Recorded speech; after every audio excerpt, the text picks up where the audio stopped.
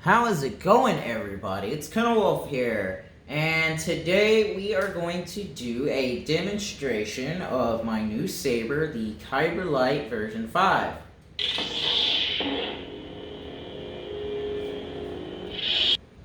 So I got the saber a couple days ago. I ordered it, I want to say last Friday, and I must have gotten it on what? Tuesday, maybe Wednesday. I've had the saber for a good little bit now, and I've been making TikToks about it, but I figured it was about time I make a more detailed demonstration video of the saber, my own thoughts of it, and all of that. So let's get started. So the first thing I want to talk about is the tech of the blade. Or of the saber, I should say. Okay, so as with most Kyberlights, a simple one press, bam, you're on, you're running. So now that we have it on, let's talk about the smooth swing technology, which is something they've added with the version 5. Not sure if they added it with the version 4. They might have. I'm sorry, I sort of skipped versions, and I'll actually be talking about the differences in versions later and why that's important with the version 5. But let's talk about the smooth swing technology. The smooth swing technology is basically it's how it works its motion effects. So like right now, it's more or less stationary. Gotta move it around a bit. Still not a whole lot, but once we actually start some swinging in motions, we're being very subtle. And you notice the very subtle swing sound effects coming. Now as we get a bit more pronounced, so does the sound. Until you go full force and you're all...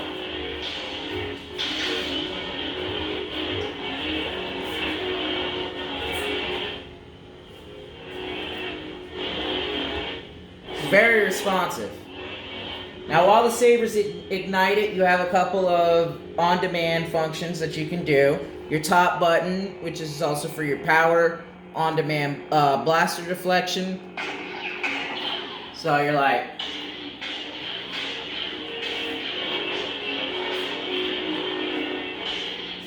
You know. Your second button, which is your auxiliary FX button. In this scenario, you press and hold.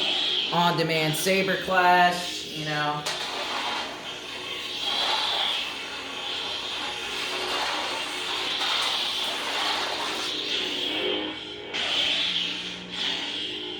Pretty sick. I enjoy it. When you press the button 3 times, the bottom button, your AFX, that beep means that it's now, the buttons are locked. This means that you can't turn it off. You can't do on-demand clash. You can't change the color. You can't do anything. You can only basically swing it around. And this is and when it's locked like this is what you want to do if you're dueling, sparring, doing a video, that sort of thing. That's when you want it locked. And of course, if you want to unlock it, you triple press again. There we go.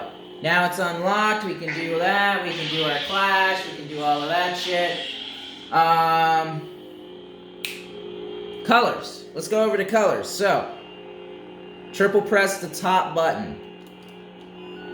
When you hear that sound, that means you can change the color by rotating the saber. There are 17 built-in colors with the version 5 Kyberlight. All of them are pretty fucking sick. I'm very partial to these two, like this general area, till you get to the green. I also like the orange. The orange is pretty sick. But let's go with the green that it defaults to. That means the color's there. It's locked in, and you can start fucking around.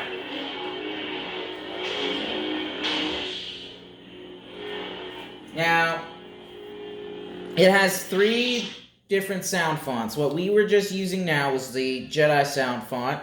Now we're going to swap. We're going to press the bottom. We're going to press the AFX button once. That means that we've now changed to the Sith font. If you press it again, we now have the Darksaber font for those of you who, watch The Mandalorian. Then we're back to the Jedi font, but let's go to the Sith font, show you a little bit of that. All right, and so to simulate the bleeding of the Kyber crystal and the unstableness of the Kyber crystal, you notice that it crackles a bit. Not only in the sound, but with how it looks as well. You notice how, like, sometimes the light fully fills, and then there's bits of it that aren't so much filled.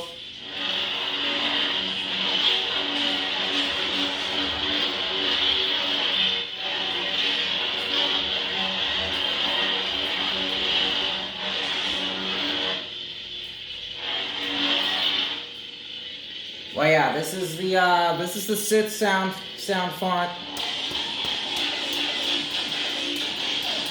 Still very, very responsive flash on flash. Pretty sure if I take my version 3 here, extremely responsive.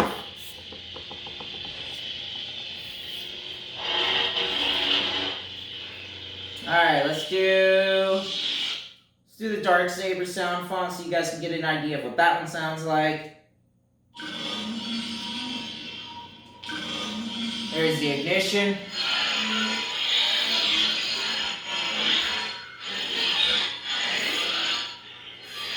Alright. On-demand blaster deflection. Actual blocks.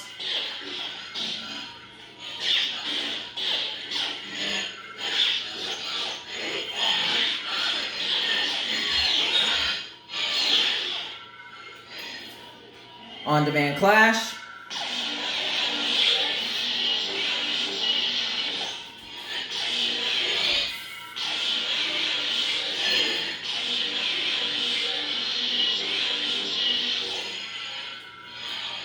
Pretty tight.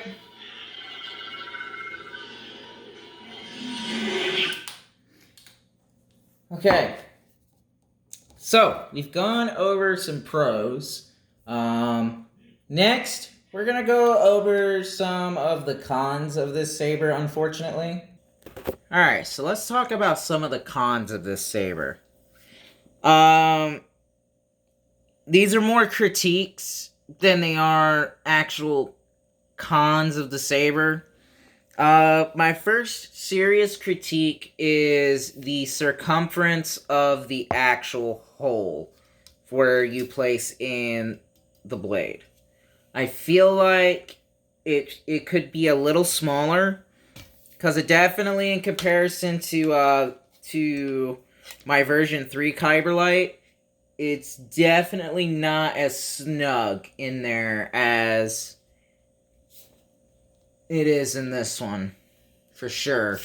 And to further elaborate on that point, their Allen screws, I won't say they suck, but I will say I've already had to start cannibalizing my other sabers after recording quite a few TikTok videos, because I would go to tighten the retention screw and then it strips pretty easily.